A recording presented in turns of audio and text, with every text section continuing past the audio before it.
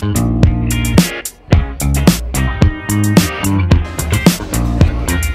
prvom rade si treba priniesť dobrú náladu.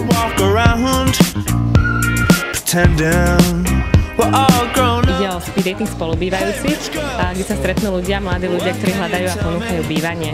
Hľadám bývanie a teda už dosť dúfalo hľadám bývanie a tak som si povedal, že využijem každú možnosť.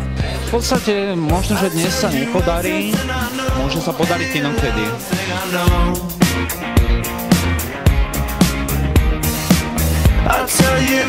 Nápad prišiel od nášho francúzskeho tvorcu Anthonyho Pointa. Je to v podstate akcia, ktorá sa koná vo Francúzsku bežne. Tak táto akcia sa uchytí, len potrebuje určitý čas, potrebujeme ľudí chytiť na túto akciu, alebo respektíve trošku ich naučiť na to, aby prišli, aby sa nebáli. Hľadal som cez inzeráty, ale je to oveľa lepšie takto naživo, že stretnem ľudí a môžem sa s nimi porozprávať a aj keď náhodou nikoho tu nenájdem, tak si vymením minimálne nejaké skúsenosti a tak ďalej, takže je to akože oveľa lepšie ako tak cez inzeráty.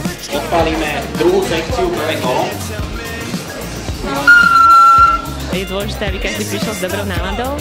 Odporúčam pre tých, ktorí ponúkajú bývanie, aby si priniesli fotografie so sebou, poprípade nejaký nákres bytu, alebo takisto aj zmluvu, kde budú podmienky o bývaní, ktoré si môžu poriešiť tí, ktorí hľadajú bývanie. A mne sa táto myšlienka veľmi páči, je to úžasná, pretože je to veľká príležitosť stretnúť množstvo ľudí, zároveň ktorí môžu byť aj priatelia. Človek priamo na mieste činu vidí, či je ten človek sympatický, vie, čo chce a môže tým pádom si ušetriť veľa času. Tí, ktorí hľadajú, aby si priniesli hlavne pero, kde si môžu to všetko zapísať a prípadne nejakú vizitku alebo nejaký kontakt na seba.